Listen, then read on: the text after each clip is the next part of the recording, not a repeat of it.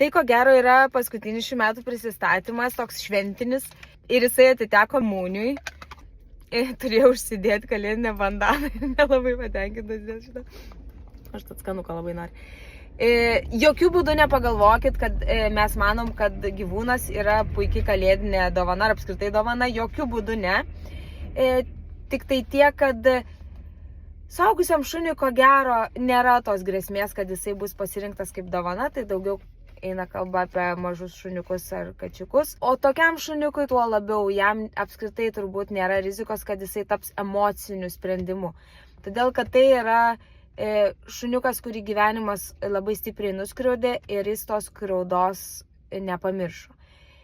Nepamiršo ta prasme, kad šitas šuo vis dar turi labai didelių baimių.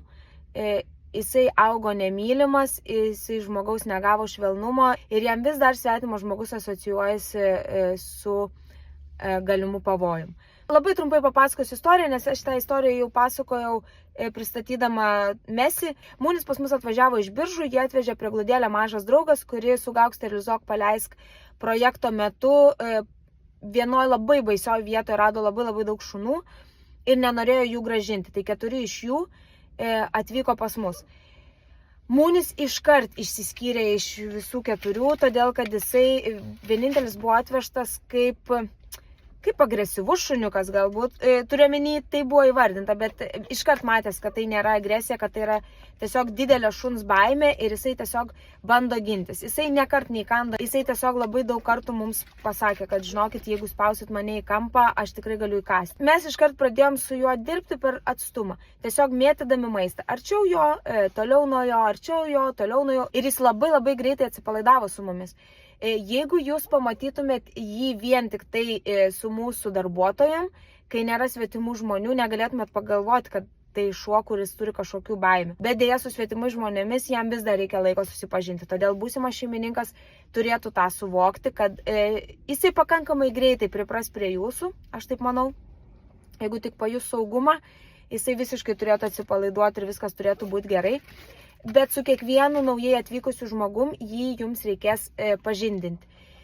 Tai reikėtų tiesiog kurti gerą asociaciją. Dažniausiai geriausia yra tai daryti per maistą, jeigu šuns nenulepini per daug, jeigu jis gauna tiek maisto, kiek jam reikia, kiek jam priklauso, tai dažniausiai ta šuo į tą maistą ir būna orientuotas.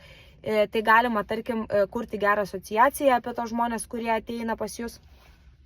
Ir jisai tikrai gan greitai turėtų priimti tos žmonės, kurie yra jūsų rate. Tai turbūt nėra šuo žmogui, kuris norėtų šunį vežiotis visur, nežinau, vakarėlius, į ten didesnius susibūrimus. Jam tai būtų nelabai komfortiška. Jisai toks labiau introvertiškos natūros šuniukas, kuriam smagiau yra vaikščiojimai ramioje vietoje, gamtoje. Gali jisai, aš manau, sėdėti ir kavinėse, nes mes nusivedam tą šunis į kavinės ir jie tenai pabūna, bet kad nebūtų labai didelio triukšmo ir kad prie jo labai daug kas nelandžiotų. Jam yra smagiau savo aplinkoje. Tai aš manau, kad turbūt jam labiausiai ir tinkamas šeimininkas būtų intravertiškos natūros, kuris pats supras šitą šunį. Tai nėra nieko blogo nenorėti bendrauti su visų pasauliu. Aš manau, kad tai yra visiškai normalu, nes vieni pasikrauna nuo minios, kiti atvirkščiai labiau pasikrauna būdami vieni su savim. Tai jisai būdamas savo ten mažam ratelyje, jisai tikrai jausis puikiai. Žodžiu, tai yra šuo, kurio nereikia tempti lauk iš jo komforto zonos, kuriam reikia komforto zoną sukurti ir viskas bus tikrai gerai. Todėl, kad šiaip savam žmogui tai yra labai malonus, ištikimas, mielas šuniukas, kuris kelia tikrai labai gerą emociją. Tai yra šuo, kuris neparsidavinėja kiekvienam. Jeigu jūs ateisite į prieglaudą, tai nebus tas šuo, kuris žiūrės į jūs tom akim maldaujančiam, kad jį paimtumėt. Ne, jisai labiau atsistos, jisai nesispraudžia kamputyje, jisai nėra tokio lygio bailys. Jisai labiau ateis prie jūsų palot ir sakyt, kad kam čia atėjai, varyk lauk. Bet jūs jo neklausykit, todėl kad jam namų reikia. Ir mes labai tikimės, kad jį pamatys žmogus, kuris supras jo poreikius ir kuris galės pasistengti dėl šuns ir atvažiuoti pas jį bent keletą kartų su juo pasivaikščioti, kad jam būtų ramiau važiuoti į namus su to nauju žmogumi. Kitas yra dalykas, kuris yra priešingas tam, ką aš pasakoju, tai kai jisai labai myli savo žmogų, kai jisai yra jau šalia jo atsipalaidavęs, tai jisai gali iki galvos šokti iš to džiaugsmo, kad jį sutiko.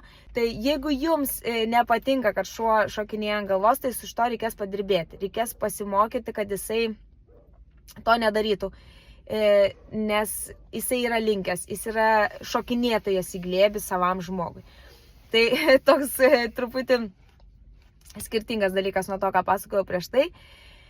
Tai turbūt nėra šuo kažkokiem tai sportam ar kažkokiem mokslam, bet aš manau, kad su juo vis tiek įmanoma būtų pasimokyti ir manau, kad jam būtų tai labai labai nauda, nes aš kiek esu dirbusi su bailiais šunimis, o pas mane namie labai daug yra jų buvę, tai galvytę atpalaiduoti labiausiai ir padeda dažniausiai visokie komandų mokymaisi. Nebūtinai jos išmokti labai puikiai, bet labai smagu yra mokytis ir būtent per tą mokymąsi susikuria ryšys ir šuniukas atsipalaiduoja, todėl kad tame dalyvauja ir maistas, ir dalyvauja jūsų gera emocija, pagirimai tie tokie gražus ir kiekvienam šuniui jų reikia.